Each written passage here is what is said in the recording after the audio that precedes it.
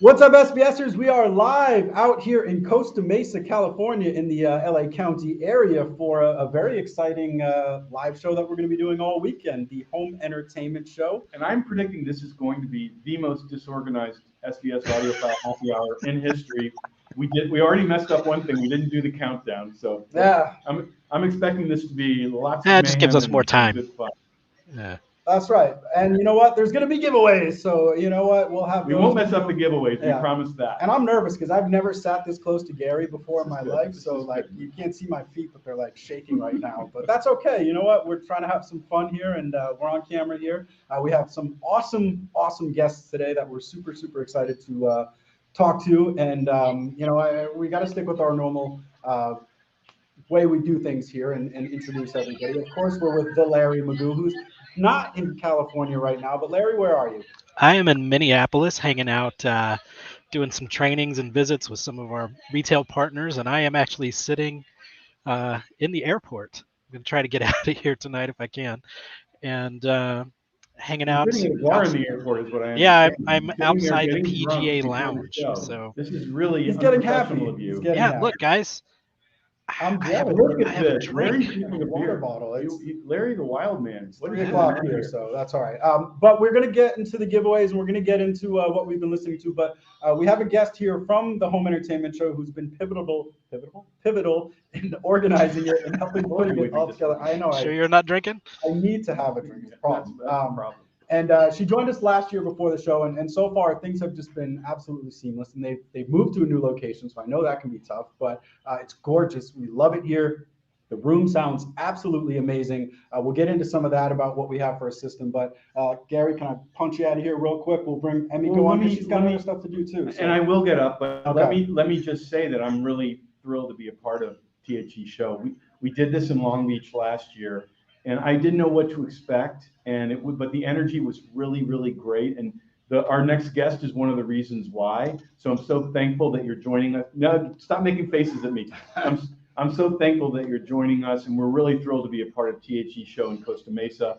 And I hope anyone listening who's anywhere in the Southern California area comes and sees us tomorrow and over the weekend. Now Nick is kicking me out. He's sick of Just real sitting quick, next to me. only because I know Emiko's phone is blowing up right now, and I'm sure she's got other people to help. So I wanted to welcome Emiko, also known as that HiFi girl from Instagram, and other monikers as well. But she's an accomplished artist, and she's had a lot to do with planning this awesome show so far.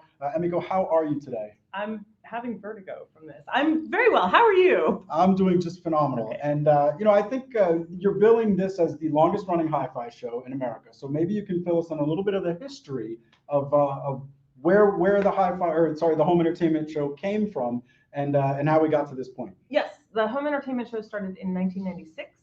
It was born out of a labor of love between two friends. It started in Las Vegas, and we are delighted to announce that we're actually going home to Las Vegas. We have a Vegas show opening, Look Out World. And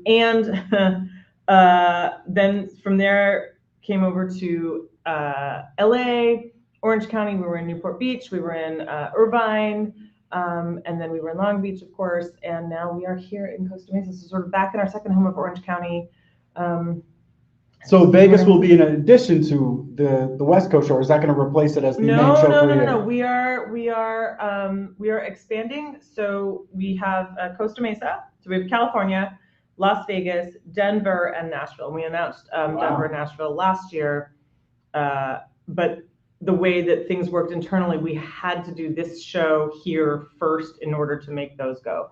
Very cool. Yeah. Well, I know this year, I think there's going to be some different things to see in here than were experienced last year. Am I right? I saw there was a car that you were trying to bring in through the main. It's in. I walked down this morning at 7:30. There's a Lamborghini parked outside, and Yeah. the glass sliding doors are like propped partially open. And I see Emiko out there, I would say you were ambitiously sort of scratching your chin here a little bit, like, we can make this work. And what happened from there? Well, yeah, I'm a music creator, not a math person and engineer. So the Lambo went through the doors. The doors were open. It didn't go through it wasn't a Blues Brothers moment, but we did get it through by one of our staff, Daniel, I think he had 2 fingers between the door and the side of the car, and it just eked by. It was insane.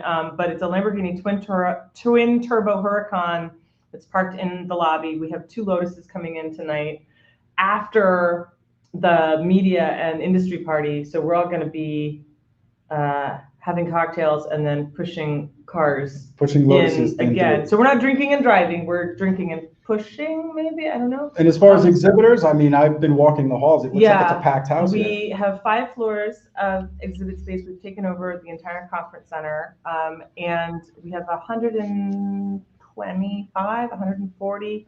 I can't remember the number because people were buying space up until about 3 or 4 days ago. Okay. So it's a lot. It was last second. You must love them. Yeah, no, we do, because sure. all are welcome. As far as we're concerned, all are welcome. And anything else outside of the cars and the audio, you know, is there education? Is there anything else that you want to share that people who are in the area can come down and experience? Oh my goodness, absolutely. Am I allowed to mention other speaker brands? Sure. Because they're giving because they're giving a seminar. So Andrew Jones, who some of you may know, is having a documentary film made about him, and we're doing a live taping on Saturday noon to 2.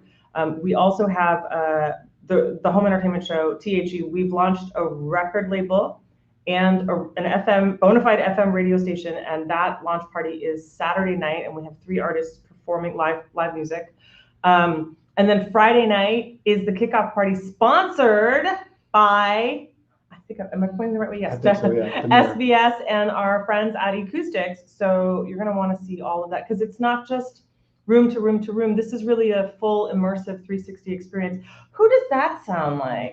Who brings an immersive 360 experience that I know? That would be this room right here. Yeah, I feel. Wow. Well, the internet is forever. That's right. Well, needless to say, we are super excited. We're going to be bringing a pair of Prime Pinnacle towers, a subwoofer, and our Prime Wireless Pro sound base to this Friday night kickoff party. So if you want to suggest some songs here in the comments that would go well with a Hi-Fi Show cocktail party, we'll try to add them to our Co-Buzz playlist and get those queued up for all those audiophiles who I'm sure are going to be cutting a rug tomorrow night, maybe not. Sipping cocktails probably more than dancing, I would think. We'll be dancing. You'll be dancing? All right. All right. I promise you. Wonderful. So, I mean, I did want to ask, you know, we kind of talked about the nuts and bolts of the shows, but why are these so important to the industry and to the world of music and audio in general, having these type of live experiences? I'm gonna give you one extreme reason that I just experienced on Monday night. My personal assistant who I'm going to respect her privacy, but she is hearing impaired in one ear. And she's just sort of always, she gave up singing, she gave up songwriting when her impairment started. And what ended up happening was I gave her a pair of Hi-Fi Man Aria headphones. And she sat and she listened to music and she started crying. And she said, I have not heard these songs this way since before that happened. And even though she can only hear in one ear, she was still having an incredibly high quality listening experience. And so from a perspective of bringing music to life, bringing music back to people who maybe have lost that connection, bringing music connection to people who are seeking a deeper connection, I think those things are all important. But more than that, for us, it's about community, it's about family. We may not be the biggest show, but we're the best feeling show. We're the most familial show. And we believe that the industry needs to be a family, and not the family with the weird drunk uncle, but like a loving, balanced, happy family. And we are, and that's what we're striving for. And I think that there are many bridges to be built, and that's why these shows are so important to the industry and the community at large. Yeah, we definitely get that sense when you walk in here and you just even talk to the other exhibitors. It's a very much a shared effort. And, you know, we joke a lot because our 9 speakers that we have set up in here and our AV receiver, we're like, you know what, you'll hear other rooms where you can, you know, there's a power cable that costs the same as all of this. And we blow people's minds with what's possible in our room, but also you may never get to hear a $500,000 speaker system. So, you know, that's a reason to come out here, to be, you know, just to allow yourself to be immersed. And, you know, maybe you come in here and it sounds better, maybe it doesn't, but either way, it's cool to just have those multitude of experiences, different kinds of music, Yeah. different kinds of art that people put into designing these speakers, because that is its own kind of artwork. Is the form factors and things like that. And it's also like, it's also about, not about who's most expensive or who's best or worst, but it's finding your sound, finding the thing that makes the music come to life for you, and also finding the different components and having an opportunity to pair them and ask questions. So you might find that, you know, an SVS sub works really well with a different pair of speakers because you like it that way, or their cables work really well with this versus that. And so you may be integrating all sorts of components into a system that you're building that speaks to you. And that's what we want to encourage everybody to do, is to just go from room to room and find the things that you love and ask the questions and take the time. Well, I think that's a wonderful cause, and I did have a question here. Are there single day tickets available? There are, yes. If you go to the show now, and as a matter of fact, your code is still working. SVS 5. You want $5 off a single day, or I guess 3 days too? All ticket classes will work with SVS 5. SVS 5 when you're checking out, you'll be able to get that $5 off. We got 5 on it. Here you go. Nice one, Larry. Good contribution. Yeah. Well, I know you have a lot to do. Thank you so much for spending a few minutes with us. Go get busy getting the show set up. We'll look forward to seeing you tomorrow at the happy hour, and then the real in-person happy hour, because you know every night's a happy hour, I suppose, with us. But always a pleasure. Emiko, look out for her. Say what a great job she did if you run into her at the show. And any parting thoughts before we let you go? We're just really thrilled that you're here on this new chapter of this new journey with us, and we couldn't have better people to share it with. So thank you, Team SVS, for being here. Well, thank you for putting such a phenomenal event together, and best of luck with the rest of it. Thank you. Happy listening. See you later. All right. Bye, everybody. Love it. Well done. All right, let's bring Gary back, and I think we should, now that we're at this point, Larry, I think the folks would like to know that there are 4 giveaways. There are. Let me tee up what 4 things we'll be giving away this evening. Yeah, and I'm trying to stay muted a little bit because I am at an airport. But we have 4 tonight, as always. We're going to kick things off with a pair of Prime Wireless Pro powered bookshelf speakers, then an SB 1000 Pro subwoofer, followed up by a 3000 Micro subwoofer, and then to end off the night, we have a pair of Prime Towers that we're going to include some of our SoundPath Ultra speaker cable along with as well. So we got 4 awesome giveaways for you guys tonight, as always, and you guys are going to enjoy them. And I should clarify, that Lamborghini we mentioned, not being given away. It's here to look at. So we will not, there's no Lamborghini giveaway at the home entertainment. Lesson learned. That would be some hijinks right there. Next year, Mini Coopers instead. Just make things easy. Yeah, they'll learn their lesson.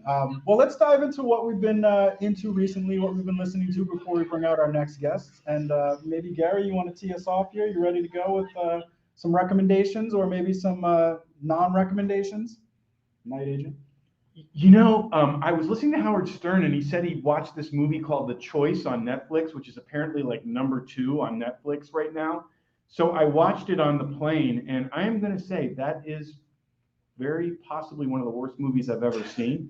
But it was all I had on the plane. But all you have to do is go on Rotten Tomatoes. It's 11%. So I don't think I'm the only one who feels that way. Have you heard of it, Larry? So that I've just been on the road too much. I really don't have a whole lot of. So what headphones what are you using for audio when you're on the plane? Do you really want to know? Yeah, does it sound like garbage? You don't use the free ones they give you, do they? No, on the plane actually I use AirPods Pro, which are surprisingly good considering it's a Bluetooth connection. But if you want to know what headphones I use, like working out and everyday headphones, here's one. Until we make headphones, I will say I'm a fan of. Is that a tease? Headphones. Have you guys ever heard of One More headphones? They have they're in-ear and they're quad driver, and they're actually quite good, and they are affordable. I do 2 more just so they're twice as good. Oh wow! Larry's drinking. Yeah. Larry's like he's loose as a goose. I've never seen him like this. No, I'm good. I use the Sony noise canceling 1000 MX4s. I think they're a great travel headphone. That's a good choice as well. What do you got for recommendations for us, Larry? You've been on Man, the road. I have been traveling a bunch and seeing movies on the weekends with the kids, and I did finish Ted Lasso season 3 on the plane coming out here. Took my kids to see Across the Spider-Verse over the weekend, which was a lot of fun. I finally watched Gunpowder Milkshake on Netflix. I've been going to a bunch of concerts. It's like the summer of shows for my wife and I. We saw Bush with Our Lady Peace 2 weeks ago, and they were so good, man. Gavin Rossdale to me was always kind of boring, but um, every woman there was like swooning anytime he took his hands through his hair. It was pretty funny. We're seeing Duran Duran with Bastille and Nile Rodgers Saturday, and then Transformers Sunday. So a lot going on. It's really exciting. Very cool. Well, I'll do quick before we get to our first giveaway. I brought this disc here actually because I thought it had one great scene that was a demo. It's a sort of a creepy kids movie called Coraline, based on a book series. And I just thought the way that they used the ambient sound, it's not like one of those over-the-top demos where it like blows you away, but there's so much just like little object-based surround sound effects and like really deep bass notes that just sort of hit for a second or two to build intrigue. And then there's one scene where they're in this garden area that really, I think, provides a pretty good demo. So we might trial that one, but that's it's a creepy one. So not for the little kids, but it's still a lot of fun. I also saw the new Spider-Man, and if you saw Larry and I's teaser last night, my son gave his review. He's 6, and he said it's the most confusing movie he's ever seen, but he's 6. So, take that with a grain of salt. Show him Inception, see what happens. Yeah, exactly. I think if you've seen the first one, also, it helps you give a little bit more context. But he was too scared of the bad guy in that one, Kingpin, so we couldn't make it all the way through that. But I do recommend it. It was great. The animation is just insane. It's like nothing you've ever seen before. All those reviews that are saying that are true. It was just kind of a visual treat, and then some great sound as well. And then Succession I finished. It is what it is as far as audio, but it's just a great story. So I had a lot of fun with that. And then I got to see the Avett Brothers live. I didn't even really know who they were, but my friend had some extra tickets and hooked me up with those, and we were really close. And just a phenomenally talented group of musicians who just put a great show together and jam quite a bit. And they have a cellist who sort of holds it almost like a violin. It's kind of just a cool performance as well. And then Gary, you'll be happy to know, November 10th, Mohegan Sun, Tool. My friend's getting tickets tomorrow, pre-sale, so you'll probably make it up there. I already have my Tool tickets because I joined the fan club so I can get pre-sale. Wow. Sorry about that. Well, I think sorry, not sorry. I already have two tickets to 2 different Tool concerts coming in the fall. All right. Well, I'm excited to see them at Mohegan Sun in Connecticut. So that'll be great. First giveaway of the evening is a pair of our Prime Wireless Pro powered bookshelf speakers. And the winner of those awesome speakers is one Justin Gabrius. Justin Gabrius, congratulations.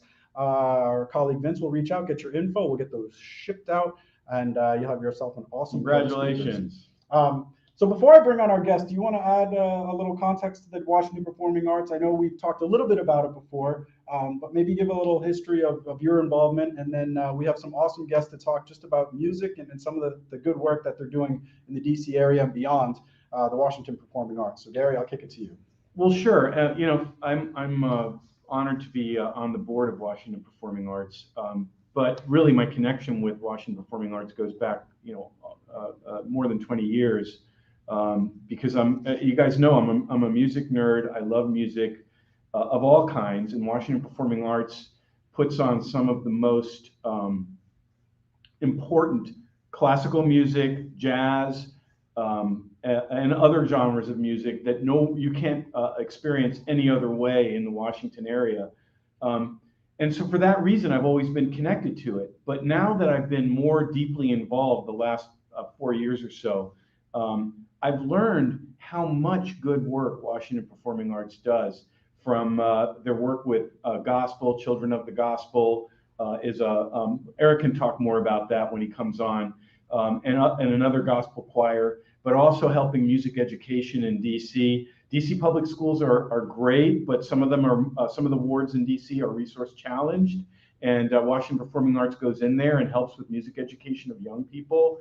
And also, we're going to have Adrian on in just a few minutes, who was a performer in Songbird Series. Songbird Series is something that SVS sponsors, and I want Eric to talk about it. I won't do justice to it, other than to say it's a way of bringing really worthwhile new music and up-and-coming artists to the Washington community, and these concerts are free, and so it's just absolutely awesome. In other words, I guess what I'm saying is Washington Performing Arts does a heck of a lot more than put on classical, jazz, dance, and other kinds of content for Washington, it really makes the Washington community a better place for everyone who lives at any stakeholder in the Washington area. And that's a very large area. It's not just DC proper, but also Northern Virginia and Maryland.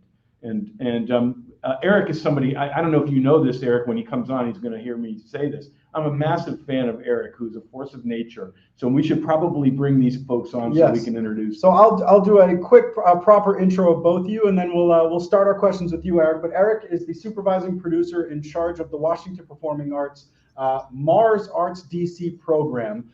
So welcome, Eric. I should have mentioned Mars Arts, which is really important. So sorry, Eric. You can throw stuff at me later when we're together. No problem at all. And our other guest we have here is Adrian Loving. He is an artist, a DJ. He's performed at places like the National Museum of African Art, the Smithsonian, the National Portrait Gallery. He's done all sorts of crazy, no, I shouldn't say crazy, but just very diverse and prestigious settings. And we're really looking forward to talking about your Songbird performance, but also some of the other ones that you've done. Welcome, Adrian. Welcome. Hey, everybody. Thank you. So Eric, I wanted to start with you and first ask, just what is the mission of the Mars Arts DC program? What is it all about? And anything you want to say about Washington Performing Arts, Eric, because I don't think I did justice to it. No, you did a great job. And I think, to your point, Washington Performing Arts is more than the classical, the gospel, the jazz that you see in the season. With Mars Arts DC, which is our signature community engagement program, we work with artists in the area who are established or emerging artists to give them a platform to go into classrooms, to be in venues, to perform and do a number of things. And that music ranges from, it might be classical one day, R&B the next day. The performance might be in a park, or it might be in an actual enclosed venue. So it is our way of taking the rich culture that we see with the artists in the area and giving them opportunities to kind of shine and do a number of things. So SVS has been dynamic in sponsoring the concert series that we do at Songbird. Songbird is a local venue, about 250 capacity, mostly standing room only. So when you come to Songbird for the concert series, you are destined to stand and clap and move and have a good time. We were just there last night with the closing of this season's series with the Jogo Project, and my legs are a little tired. My voice is gone because we clapped, we danced, we had a very, very good time. So it's the other side of Washington Performing Arts. Some of the performances you sit down and you're quiet. At the concert series and a lot of the Mars events, you can be free and do all of the other, fun and dance things that come along with concerts. It's a little different than going to the Kennedy Center Concert Hall, isn't it? Very different. Adrian, we told you people were going to comment on your backroom art, and we're already seeing it now, so you can tell there's some appreciation there. So Eric, you mentioned the Songbird series, and a lot of that is local artists. Is that right? Why is it important for you to spotlight the local artists in that DC area?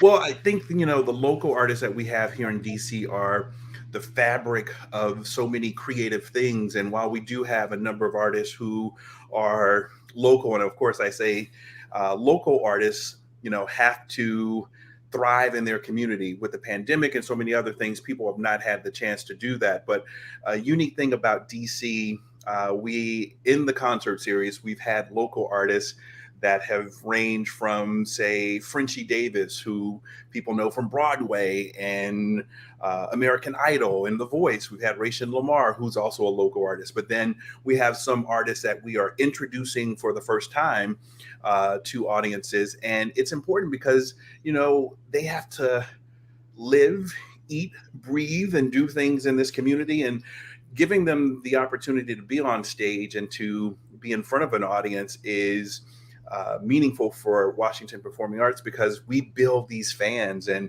we actually, even with Adrian and I started talking about his performance at a Mars Arts DC event where Adrian came out to support another artist. And I had this crazy idea of, I've seen piano choirs, I've seen, unique things. I wanted to do like a DJ choir, and Adrian will tell you more about his performance, but that's the beauty of it. We we have the ability to create, we have the ability to showcase and amplify the voices of local artists. And I would say, we as a community have not done the best job incubating these up and coming artists. So then they feel like they, might have to, take the chance of move to a different community like in New York or in LA or in Nashville, depending on the genre. And that's unfortunate. And the other piece of it is there are audiences in our community that are hungry for new experiences, like what you did, Adrian, early in May. I thought that was just totally amazing. And very, just kind of new to people, I would say. And so you're kind of connecting a hungry audience with artists that deserve better exposure and shouldn't have to leave our community for that. Yeah, and then another element of it is we're giving artists a chance to kind of push themselves. And I have to tell the story of Justin Trewick. We used Justin for another event that we did. And in this event, it was more curated. And Justin is a great performer. He does kind of folk Americana music. And we had a song that we wanted him to sing that was kind of more blues. We gave him the song. He's like, I don't know if I could do this one. He did the song. The audience loved it. He came back to perform for a Mars Arts DC event. And now Justin has put this song in his repertoire. So again, it is this element of pushing artists and giving them the opportunity to be in front of audience. And again, people loved it. He incorporated it into his show. So it is, it's an experience, and I think I have one of the best jobs around in DC, but don't tell anyone. Can you feel like, Eric, every time I interact with you, Eric, whether it's virtual or we've had a couple of in-person interactions, your positive energy is totally infectious. I give you all the props for that. It's really awesome. Thanks. And it's because, again, we have this dynamic support through Washington Performing Arts. We don't have a venue, so we're all over the city. We're in Franklin Park outside. We're at the Kennedy Center, and what range that is from one aspect to the other. Totally. I think that's awesome. And before we get to Adrian, I did want to talk about one more thing, because I think Gary alluded to it, but another big cause of the Washington Performing Arts is helping underserved classrooms, specifically music programs, just have in DC exposure to different kinds of performances, better technology, things like that. Talk a little bit about the cause that is helping classrooms throughout the area. Well, of course, I think for me, and how did I end up here today with you all? It's because of music education. And, now you see music education. There is no education program in a lot of schools. There's a small education program, and then there's a vast education program. So at Washington Performing Arts, we work with schools in the DC area to accent. And where there's no program, we are the program. Where there's a small program, we enhance it and make it more, so that kids have this experience. I think music changed my life. And because of music, I was in the band, and I'm going to date myself here, but fond memories of school was the music teacher coming in, and there was this dolphin puppet called Duso. This was in the South. No one probably remember this, but the music teacher would bring Duso out, and the class would go crazy because we knew we would have this music experience.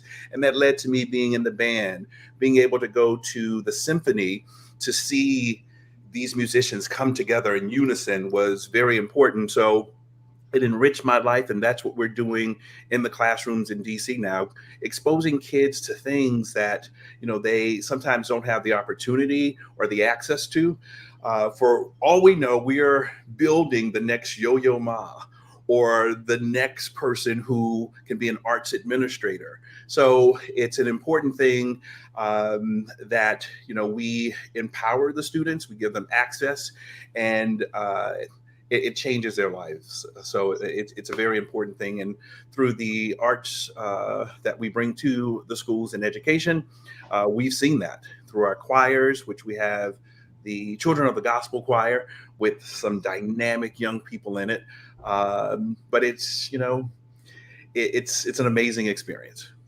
So just because I'm seeing a lot of questions and in curiosity, what WPA does is, number one, help music education in DC, literally go into the schools and help the schools deliver real music education to these kids who might not get it another way. The other, the question was, do we help students go to performances? Absolutely. We help students go to performances at venues. Then the other thing is some of these up and coming artists are invited to perform at the schools. So it's really a multi-tiered, multifaceted program. And it basically helps kids in DC get access to really awesome musical experiences that they might not get otherwise if, from their just normal lives, like any of us would. And one of the things I'm most proud of is, we were able to provide some Prime Wireless Pro systems to some classrooms, and you guys posted some videos on your Instagram showing the teachers' reactions and how they were actually using them in the classroom. It was really cool. Which you don't really think about this, but if you're playing, you're doing rehearsals with a chorus or with a band, and you're recording them, and you want to play them back. If you're doing that through, a little mono Alexa type speaker, something like that, you're not hearing the fidelity, you're not hearing the highs, the lows, and you're not able to critique yourselves. And so I found that to be a very interesting way that they're able to use high performance audio in a way that benefits just the sort of performance on the whole, but then also being able to experience new types of music, new genres, and understanding what a didgeridoo sounds like, or whatever other instruments that you maybe have never heard before, but with clarity and with sort of the fidelity that I think you would miss out on otherwise. So that was proud for me, because again, I just love to see those kind of things come to fruition and know that we're doing our small part in the world. That was one of my favorite things to see, was these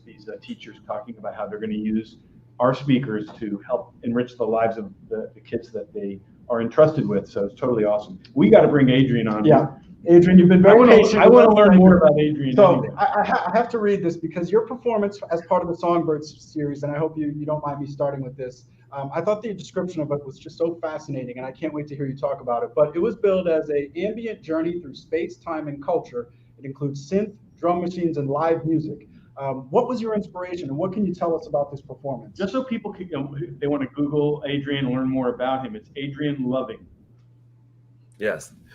I mean, there's a lot of different inspirations. One of the early conversations that Eric and I had was about, this idea of like a electronic drum circle.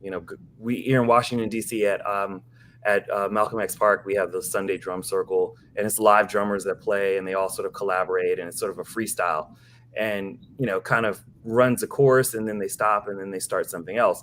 And I was like, oh, wouldn't that be cool if we did that with like drum machines and synthesizers? I'm a gearhead, so I have a studio here with like drum machines, synthesizers, all kinds of electronic equipment.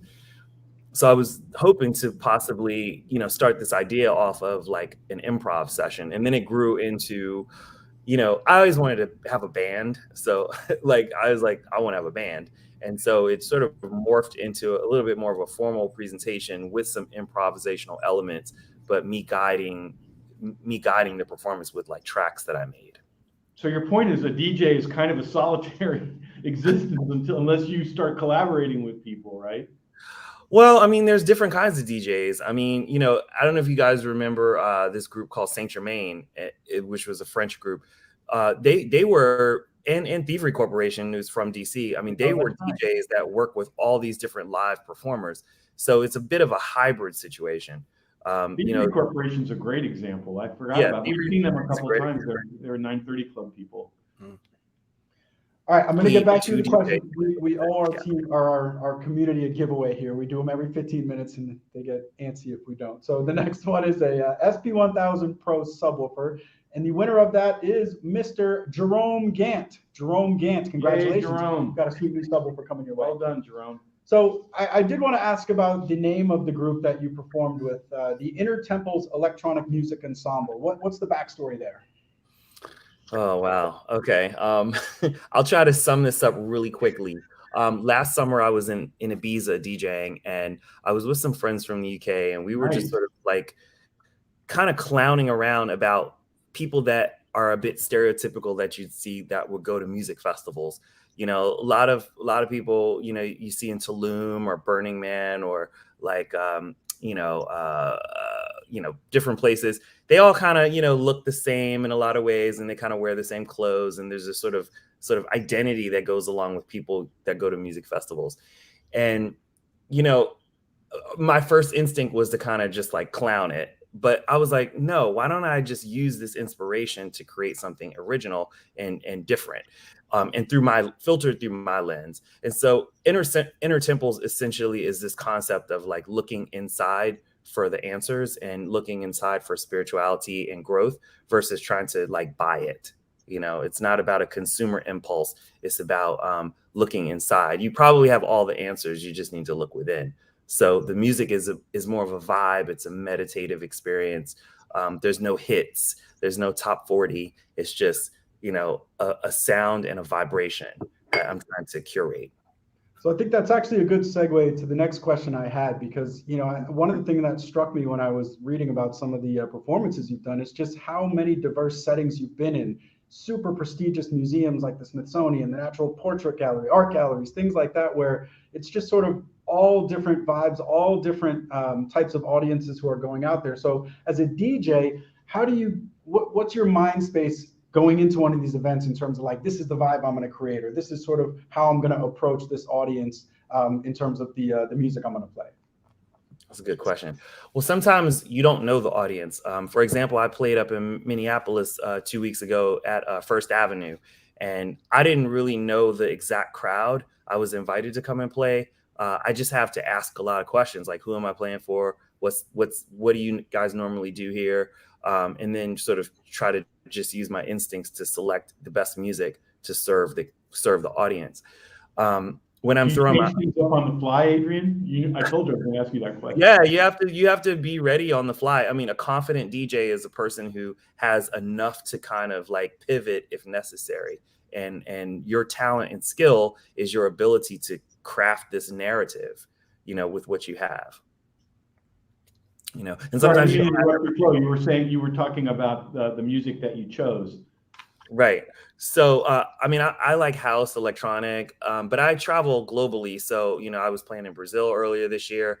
I picked up a lot of Brazilian music. I love African music. I love jazz, funk and soul, classical. I mean, whatever I'm listening to and feeling, it's what I try to create in the journey that I'm taking. So even if I was playing like an all like funk or hip hop or house set, there would be variations within that genre to make you not be bored, to continue to help you understand different ways to listen and appreciate. I really wanted to ask this question because that really intersects with what SVS is all about. We're all about trying to create an immersive experience for people in different kinds of content, different people that wouldn't necessarily be thought of as the classic person to buy speakers for their home. So I wanted to ask you, what is the art of kind of creating that immersive, exciting, convincing experience for an audience? How do you do it? I know that you could probably take an hour to talk about that, but can you give us sort of a high level on that? Sure. Well, I mean, the first thing I will say is that I come from the school of, the David Mancuso, Richard Long school of club DJs. And by that means, in the late 60s and 70s, these guys were audiophiles and they crafted a musical environment that was based on like fidelity and enrichment. So I don't know if you guys know who David Mancuso is. He had the Loft in New York, and he just invited his friends to his apartment, his loft, and he created a homemade sound system because number one, he wanted people to really appreciate how sound works and allow the records to tell the story. From that school, you had bigger DJs that were doing clubs in the 70s and 80s. And there's a sort of philosophy about how to present music based on the sort of original guys. And this is not like the sort of like Limelight Tunnel Studio 54 commercial celebrity impulse. It's more about small communities, really good music, really eclectic. So I have to go with my sort of curator impulse. I'm a DJ, but I'm also a music curator. So my first goal is to like find things you've never heard, find things that are groovy and your body will respond to, and then try to read the room and play and change as needed, but still get my message across. Do you understand? So you're actually almost teaching people a little bit at the same time as you're entertaining them. Is that fair to say? Yeah, you have to. But I'm also a teacher too. I don't know if Eric told you, but I teach visual art at a high school, and we have a really great jazz program there. So when you were talking about that earlier, I was like, I understand what you mean about music programs and how important it is to have great sound in there. Yeah, so I'm a teacher. I'm curious. I mean, That's awesome. You obviously perform a lot out in public, but at home, I believe you're a bit of a vinyl fan. What draws you to vinyl, and what can you tell us about your system at home or when you're listening at home? What's important to you? Sure. Well, I have 10,000 records. I've been collecting since I was a kid, and You just say that so casually. Yeah, well, you can't see it back here, but the lights aren't on. But I've got a whole wall of records in the back, and sitting next to me is a bunch of synthesizers and drum machines. I'm in my studio right now, and over here to the right, I have an old vintage Rain rotary mixer that I have refurbished, and I like to just play and have a home experience that kind of reminds me of like when I was a kid. Like my mom used to play Earth, Wind and Fire and Al Jarreau and Hendrix and a lot of these artists when we were young, and she'd make Sunday dinner and she'd burn incense and it was sunset. So it's really sort of an emotional recall. It's a feeling of taking me someplace very comfortable and memorable. And so when I play records and pick records, I just like to sit on the couch and just vibe to it, and just let the record do the work, Well, that's kind of the magic of vinyl too. When you do put on a piece of vinyl, you're sitting down to experience it. You're not putting on vinyl to just listen to in the background. And hearing those artists you're mentioning, I can't wait. I was seeing Nile Rodgers on Saturday night, and I've never seen him perform, and I'm so excited to get that energy and the performance that I know he's going to put on. So we're stoked. Well, it's interesting. I saw Grace Jones in New York this past Wednesday, and she's also going to perform with Nile. But she's from that era, and it's interesting to hear things in a performance that you missed in a record. So you can hear it, and you say, "Oh, let me go back and listen to the record and see what I missed." And so it's this sort of call and response of like live performance versus recorded performance, Well, I love to ask anyone, I'm going to change gears here a little bit, but I love to ask anyone who's involved with performing or mixing or mastering, things like that. Why is bass important to music or live performances for that matter? What does bass contribute that just nothing else can? Is that question for me? That's for you, Adrian. Or I mean, I want to hear your perspective. Okay. I mean, bass is important. Bass is it's within the DNA of, I would say, people from the African diaspora. I'm just going to take it there because it comes from the drum. And so when you create music that it has bass in it and is reflective of drums and patterns, it's a form of communication and sonic resonance. And so that's why people really respond to like certain types of music that has heavy bass in it, because it's a call to the spirits. When I'm producing or when I'm even playing out at like a club and I'm doing a sound check, one of the songs I like to use is Snoop Dogg's "Drop It Like It's Hot," because it's so well produced that you can tell how good a system is by the frequencies that the sound responds to. And I will then know how to like what to play or what not to play based on what the system can handle. Okay. But bass is because bass, your body responds to it. It's like the booty bass, the mental is the sort of highs and mids and horns up here. It's more cerebral up top, but down below is your body is doing a certain kind of talking and movement, and bass is what triggers that. Well, we say that bass is something that you hear but also feel, as opposed to some of the other frequencies. Mm-hmm. That's why I love to ask this question, because every time I ask it, I get a new perspective that says something similar but takes it in a completely sort of different angle. And I just love the way that you articulated sort of where it came from and what it means to performing. And I'm adding "Drop It Like It's Hot" to our playlist right now, Nick. And all right, the clean version, I suppose, probably just for the kids in case. But I am curious, given all the the prestigious settings that you've played at, is there any one or two that really stick out in your mind as super special? I know it's probably hard to answer that, but I am curious because I'm just like blown away by all the different settings that you performed in. And now that you mentioned Ibiza too, I'm like, wow, I didn't even hear about that one.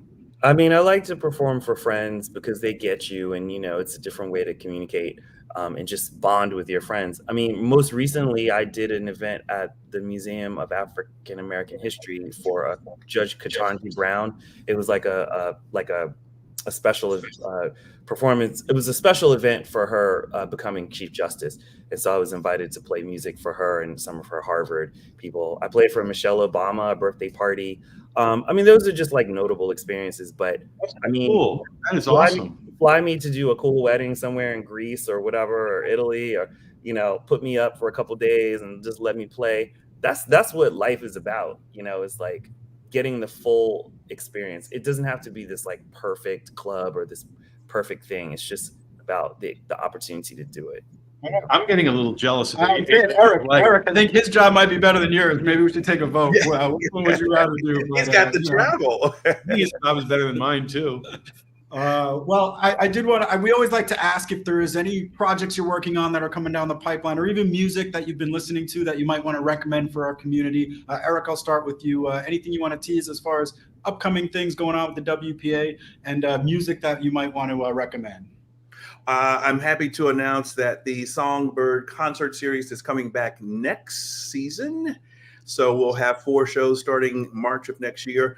Visit the WPA, Washington Performing Arts website at www.washingtonperformingarts.org for information on that. What am I listening to? As I mentioned, we were at Songbird last night and the dance and the fun of that. So this morning I started off with David Bowie, Let's Dance. And that's also the sonic feel of that song is amazing. But 2 Mars Arts DC artists that I'd like to mention that I'm also listening to. One is Alicia, spelled Elyscia. She just performed for us. She's a 20-year-old artist who writes, sings, produces her own music. And it's rare that an artist performs new music for the first time in front of an audience they don't know, and the audience sings along and they move to it. She has the ability to do that. A artist that is connected through Washington Performing Arts from many, many years ago. Tanya Blunt is in a group called The War and Treaty. The War and Treaty is a fusion of blues, folk, Americana. They are amazing. Those are the things that I'm listening to. Bowie, Alicia, The War and Treaty. Very nice. Adrian, what do you have coming down the pipeline, and what do you got for us recommendation-wise? Oh, okay. This summer I'm going to be traveling to Europe to play some gigs in some countries overseas for the summer. But I'm really focusing on getting my album complete. So Inner Temples is going to be a full-fledged album. And so with the album, it's a more multi-sensory experience. I have like people making custom chocolates. There's music, there's smells, there's scents, there's oils, there's food that are going to go with this whole experience. I want to definitely have a listening party, so maybe it would be nice to listen to this album on some SVS speakers just to really hear all the clarity and nuance in this. I'm sold on that. Hey, would you be? I don't want to put you on the spot on our show, but when the album comes out, would you be game to come back on our show and talk about it? Absolutely. I'm working really hard to create a lot of detail. I'm a very detail-oriented producer, so to be able to flesh out how it sounds in sort of minute detail, I would love to come and share and talk with you guys about. That's really my focus right now, is just like getting this album done. So that's what's coming down the line in the fall, like late summer, fall. And what's your website, Adrian? What's the URL? So you can find Inner Temples on, I have this company called Design-Diversity. I published a book. And so special projects like the book and the album are going to be on it. So I can put it in the chat. It's design-diversity.org. All right, we will pop that up on the screen, and you can find out about Adrian Loving's performances, the book, the album, all sorts of cool stuff that you're involved in. Thank you so much for joining us. Our community really appreciated some of the insights you offered. Eric, very cool. as well. Keep doing the good work you're doing for the WPA, and hopefully we'll have you both on down the line. Great. Thanks very much. Yeah, thank you both. Thanks much. Bye. All right. Well, that was awesome. I do have to get to a giveaway. Oh, and look, there's Ed Mullen. There's Ed. Hey, All right. Gary, we need to do a team trip in March to go see one of these shows. I think you're right. Let's do a trip to Ibiza for our next Yeah, team meeting. definitely. You can convince Adrian to take some time from Ibiza and come to Youngstown? Yeah. Oh, maybe for one of our colleagues' weddings. All right, next giveaway That's is right. a We have Jason's wedding. 3,000 micro subwoofer. Drum roll, please. Chris Cameron. Congratulations, Chris Cameron. Yay, Awesome. Chris. Got a Congratulations. sweet new 3,000 micro subwoofer coming your way. All right, Gary, I mean, we're going to open up the lightning round, but you had one that you wanted to bring up because I borked something when I was trying to do setup. And I actually thought, throw me under the bus and let's learn something. No, I'm not going to do that. I'm not going to throw you under the bus because No, do it. I thought to myself, wow, this is something that probably people would be very likely to do if they didn't know better. So we were setting up the theater for T.H.E. show, which I hope we see some of the folks on this show over the weekend. I'm going to be here all weekend long and would love to meet members of the SVS community. When Nick and Dan were setting up the home theater, they felt that they wanted to dial back the front speakers. They thought it was balanced too much towards the front. A little shouty in the front. But here's the thing about home theater that everyone needs to know. And Ed, by the way, if you disagree with this, you won't hurt my feelings. You can jump in.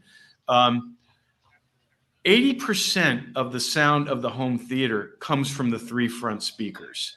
So just as important as the height effects are, the rear effects, the side surround, you're still getting 80% of the content from the front. So that also means that if you use Odyssey or Dirac or one of the other room EQ technologies, 80% of that technology is being applied to the front speakers. So for that reason, instead of dialing back or increasing the front speakers, I would highly recommend, if you want to change the levels, do it on the rear speakers, on the height effect speakers. In other words, if you think the front speakers are too loud, then instead of lowering them, raise the height effect speakers and the surround speakers to compensate. Ed, would you agree with that? I would. Auto setup level matches all the channels to be the same volume, but the soundtrack sort of dictates, the front sound a little loud. It's probably a function of the soundtrack. But I agree, Gary. The most commonly adjusted channels would be the center channel to bump the dialogue up a little bit. Up, or not down. Not down, up. It's usually like 1.5 dB. And then the surround channels. A lot of comments from users say, I wish the surround channels were a little louder and I can hear the surround effects a bit more. So it's common to bump up the surround back and height channels. But I would agree. They backed down what they did for setting up the theater, and I was teasing Nick a little bit about it, was they backed down the 3 front speakers. And I'm listening to the demo and I'm like, you're losing me. I literally was feeling disoriented as I was listening to it. And we kind of regrouped. We went back, and all of a sudden, all the focus came back. That you want to have a combination of feeling like you're somewhere from the surround speakers, the height effect speakers, but also that direction and focus that you mostly not 100% get, but mostly get from the front 3 speakers. Oh, sure. It's got to be locked to the front stage. The surround and height channels are there for exactly that, to support the soundtrack, but should not be the primary focus of the presentation. Yeah, it was literally disorienting. I was feeling a little bit of vertigo. We were testing Gary, and he passed. That's good news. Yeah, when I do our events, we all would have been in big trouble there. Yeah, the center channel is normally about 1 dB above whatever I have the fronts at, and then I pull the rears +2, +3, the height effects +2, +3, and it all blends really nicely. Yeah, and you know what, Gary's got some very important work where he needs his ears coming up in the next couple of weeks here. So this was just again sort of setting the benchmark. I'm going somewhere, and I'm going to be camped out with Smith, who you guys have met, and Jack, who you haven't, I don't think, 2 of our senior designers, and we're going to be playing with some really important new projects, and I'm not saying any more than that, but stay tuned. All right, next question before we get to spoiler alerts. Nick wants me This to one is quiet for down right now. Larry, I know you got a good answer for this one. Paul L. asks, any opinion on upward firing Atmos speakers, and can the SVS prime elevations be used that way? Okay, so I'll answer the second half first. The prime elevations are a direct radiating speaker. They are not designed to be used as a reflective speaker. So if you're asking my opinion on them, I don't feel that you really ever get much from those unless you are in an 8x8x8 square box. With a perfectly reflecting ceiling. Yeah, So we're talking about those speakers that sit on top of your front speakers. And the theory is they're going to create height effects by booming up to the ceiling and bouncing back down to your ears. And you're going to be fooled into thinking you're hearing sound coming from above you.